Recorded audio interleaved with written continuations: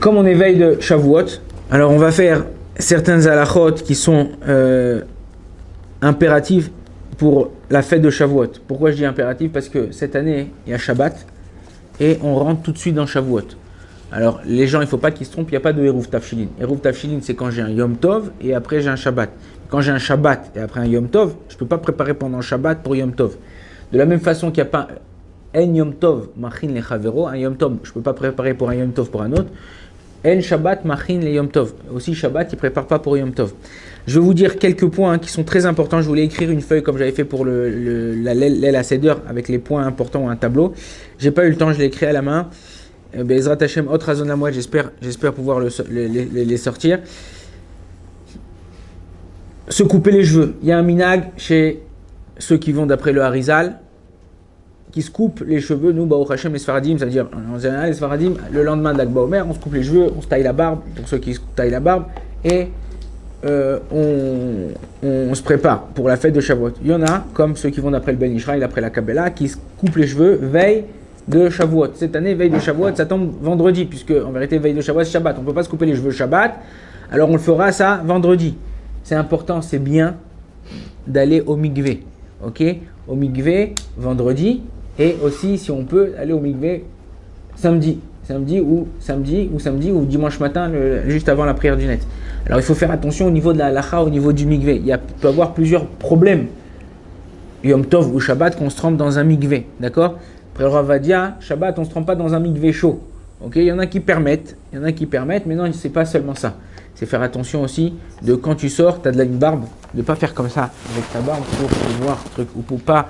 Des fois, il y a des gens avec leurs cheveux, ils appuient comme ça, ou pour enlever l'eau qu'il y a dans les cheveux.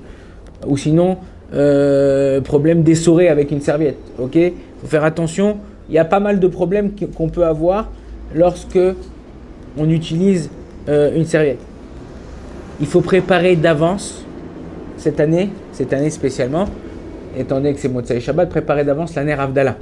Dans les Shtibler ici, dans les Bet Knesset ici en Israël, ils vendent des petites boîtes comme ça. Au lieu que la Ner Havdalah elle est comme ça avec Ner Havdalah, quand je dis Ner Havdalah, ça doit être Avuka. C'est quoi Avuka? Ça doit être fait de plusieurs mèches. Si c'est fait que d'une mèche, ça s'appelle pas Ner Havdalah. Ils vendent des petites Ner Havdalah comme ça, des mini, dans une petite boîte, et après tu jettes la boîte puisqu'elle va brûler 5-10 minutes, un quart d'heure, après tu la jettes. Donc préparer la Ner Havdalah d'avance, ou couper la Ner Havdalah et préparer les mèches pour pouvoir allumer Motzei Shabbat. Motzei Shabbat, on a le droit d'allumer d'un feu qui est déjà allumé. Donc qu'est-ce qu'on préparera? On préparera vendredi, quand la femme allumera les bougies, une Ner Neshama. Une Ner Neshama, c'est en général 24 heures. Qu'est-ce que je fais pour que ça dure plus longtemps? Je rajoute dedans, dans le verre, de l'huile d'olive. Ou j'achète une plus longue, de 48 heures, 72 heures. Quand tu rajoutes de l'huile d'olive, au lieu qu'elle dure 24 heures, elle dure 27, 28, des fois même 30 heures. Ok? Tu rajoutes de l'huile d'olive, ça dérange pas la bougie, et ça te permettra d'avoir du feu à la sortie de Shabbat. Ok? On n'a rien le droit de faire tant que le Shabbat il n'est pas sorti. J'ai pas le droit de mettre les choses sur la plaque samedi après-midi pour que je puisse manger chaud samedi soir. Ok? Ça, j'ai pas le droit. Par contre, on a le droit de sortir si j'ai des chalotes qui sont congélateurs. J'ai le droit de les sortir samedi après-midi quand je fais ma Seuda Shlichit ou avant. J'ai le droit de les sortir, les mettre sur le plan de travail, mettre sur la table et laisser comme ça, tout doucement, ils vont se décongeler tout seuls. Comme ça, au moins, ça, j'ai rien fait du tout. Ça s'appelle pas une préparation. Ok? Les plats, comme on a dit, même si une plaque, je l'ai fait marcher avec la minuterie, j'aurais pas le droit de mettre mon plat de Shabbat ou mon plat de Yom Tov. J'ai rien fait.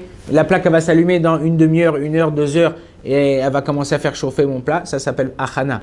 Ça s'appelle Grama Be'achana. C'est interdit Shabbat de faire ça. Donc, qu'est-ce qu'on fera? On le fera sortir avant. En général, quand tu reviens de la synagogue, le temps qu'on va prier, tu reviens pas à la sortie de Shabbat Mamash. Donc, ta femme, dès qu'il y a 3 étoiles, dès que c'est la sortie de Shabbat, elle dit Baruch Hamavdil ben Kodesh lechol. Elle prend les plats qu'il faut mettre sur la plaque, elle les mettra ben Kodesh le Kodesh. Elle les mettra sur la plaque. Le temps que tu rentres, le temps que tu fais kidouche, le temps que tu manges, tu fais motzi, le temps que tu manges les salades, ton plat c'est sûr qu'il sera chaud. Maintenant on a le droit d'allumer le gaz, ok? J'ai le droit d'allumer le gaz le jour de Yom Tov. Donc si dans ce cas-là, je pourrais mettre ma plaque dans un endroit, laisser le gaz accessible et pouvoir allumer un feu. Ok? Ceux qui, samedi soir, on allume les bougies de Yom Tov. Baruch ata Hashem Elokeinu melech haolam asher kideshanu b'mitzvotav v'tzivanu l'adlik ner shel Yom Tov. C'est ce qu'elle fera la femme. Sans faire Shechianu, pensera à être Shechianu sur le kidouche de son mari à être acquitté. Mais non, ces bougies-là, il y a plusieurs. Aujourd'hui, il y a des bougies en cire, il y a des bougies à l'huile d'olive, ok? Et il y a des bougies aussi avec les petits flotteurs. Selon les bougies qu'on utilise, il faudra essayer de les préparer avant Shabbat. Parce qu'en général, les flotteurs, tu es obligé de prendre une petite mèche et la rentrer dans le petit flotteur. Ça, pendant Shabbat ou Motzei Yom Tov, ça s'appelle préparation. Mais taken mana, on avait vu ça dans la lacha, c'est de faire préparer un kli, créer un kli. Donc nous, ce qu'il faut faire, il faut qu'on fasse attention de lorsque l'on fait, on prépare ces mèches-là, les préparer vendredi avant Shabbat. Faire 2 fois des verres d'huile d'olive avec les bougies.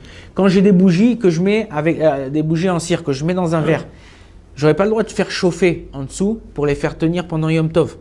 Ou elles tiennent tout seules, ou je les prépare avant Yom Tov, c'est-à-dire avant Shabbat, pour pouvoir faire. Ça, c'est des choses qu'il faut faire attention. N'oublie pas, ne pas oublier de faire Shte Mikra Vechat Targum. De Shte Mikra Vechat Targum pendant Shabbat. Vaut mieux aussi si vous avez des salades à préparer. Salade, gouche katif, du kosbor, tout ça, de la coriandre, des machins, tout ça. Toutes ces choses-là, pendant Shabbat, on peut pas pendant Shabbat ou Motzei Yom Tov, on peut pas les laisser tremper dans l'eau avec le savon. Ok, donc vaut mieux les préparer. Il y en a qui disent que ils n'ont pas perte de goût à cause de ça. Donc, on n'a pas besoin. Ceux qui ont des frigidaires nouvelle génération. Il y a des fois en Israël, dans les frigidaires nouvelle génération,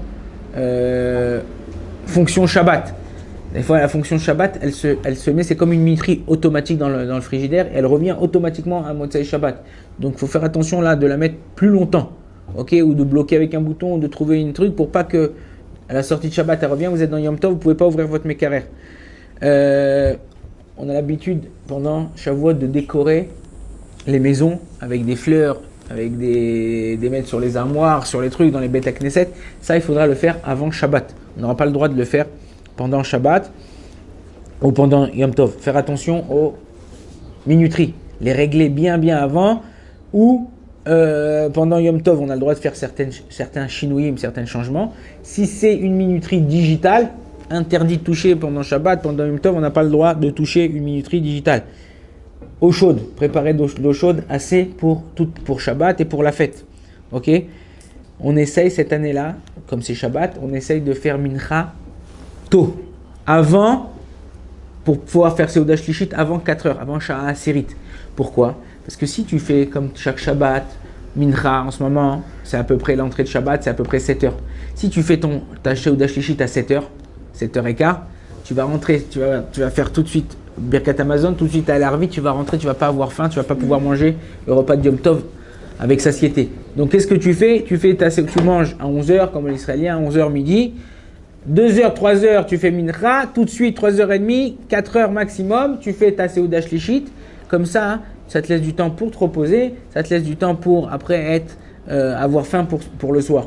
Ok? Chacham et Nav Berosho, quelqu'un qui est intelligent, il pense avant de quoi faire, c'est-à-dire quoi de quoi faire, d'essayer de gérer son temps et son estomac. Quand on va dormir, on se repose Shabbat, on n'a pas le droit de dire je vais dormir pour être en forme pour la veillée. Ok? Si je l'ai dit, Bedi Avad, j'ai le droit quand même de dormir. C'est pas parce que je l'ai dit que j'ai pas le droit de dormir.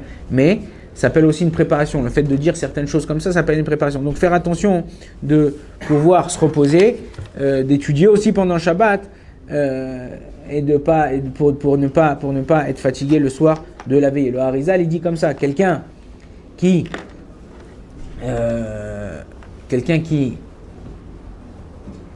ne dort pas toute la nuit de Shavuot et qui étudie la Torah, qui essaye de faire le tikkun, il y a une chouva dans Echavedat, du livre de Rav Ovadia Chelek Gimel là-bas, il rapporte est-ce qu'on doit étudier, qu'est-ce qu'on doit faire le soir de la veillée? Est-ce qu'on doit faire le tikkun ou on doit étudier la Gemara? Lui il dit tu vas de selon ta keila. Si dans ta keila ils font le tikkun, tu fais le tikkun. Tu vois que tu es un peu fatigué, de temps en temps tu vas ouvrir un livre et tout ça, étudier. Vers la fin de la soirée, tu as terminé une grande partie du tikkun, tu vas étudier, oui. Mais si tout le monde fait le tikkun, nous les Sfaradi on a l'habitude de faire le tikkun. Ah, Bitul Torah, pas Bitul Torah, c'est le Harizal. Le Harizal il était beaucoup plus grand que nous en Torah, il savait exactement. Là en faisant le tikkun, tu passes sur toute la Torah. Quand c'est que vous avez l'habitude, dites-moi un d'entre vous, même moi-même. Quand c'est qu'on a l'habitude d'étudier les 613 mitzvot. Quand je te pose une mitzvot, est-ce que c'est une mitzvah positive, négative, ou c'est une mitzvah, est-ce que ça fait partie de 613 mitzvot? Je ne sais pas. Le soir de Shavuot, on étudie les 613 mitzvot. Passer sur toute la Torah, les psukim, tout ça. Des fois, tu vois des psukim que tu fais pas attention quand tu as étudié, quand on a lu la Torah. Hop, tu regardes Rashi, tu regardes machin. Ça, c'est point de préparation. Maintenant, il y a un grand point qui s'appelle Issour Achana. On n'a pas le droit de préparer, comme on a dit, de Yom Tov à Shabbat. Donc, il faut faire attention, on ne peut pas laver les kelim. J'ai la vaisselle, j'ai demandé Seuda Shlichit. Je n'ai pas le droit de laver mes kelim pour Motzei Shabbat. Je peux le laisser dans le lavabo avec de l'eau pour pas que ça se colle. C'est plus facile pour moi de les laver Motzei Shabbat, mais je n'ai pas le droit. Si vraiment ça dégoûte, ou il y a des mouches, ou il y a des trucs, j'aurai le droit de les laver.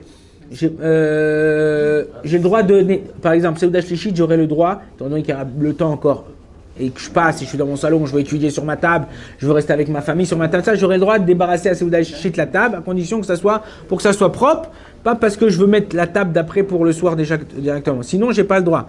Faire attention de préparer papier toilette, tout ça, déjà précoupé. On n'apporte pas le marzor à la synagogue, ça s'appelle aussi achana. On n'apporte pas son marzor, à moins que je veux étudier dans mon marzor à la synagogue pendant mincha ou quoi, pour voir des halachot à l'intérieur, tout ça, je j'ai le droit. Celui qui est gabaï dans une synagogue, il n'a pas le droit de Seuda Shlichit ou après, dans Shabbat l'après-midi, de tourner le Sefer Torah pour pouvoir mettre à la page de Shavuot. Dans les synagogues aussi, on n'a pas le droit de faire sortir les marzorim, les livres de prière de fête. J'aurais pas le droit de le faire sortir Shabbat. J'attendrai ou Motzei Shabbat, ou je les fais sortir déjà depuis vendredi. Donc ça, c'est ce que, en gros, grosso modo, il reste encore plein d'halachot, mais ce qui concerne les lois de préparation, les lois de veille de Shabbat. Et Bezrat Hashem, Ot Chazom Lamoed. Baruch Adonai L'Olam. Amen ve Amen.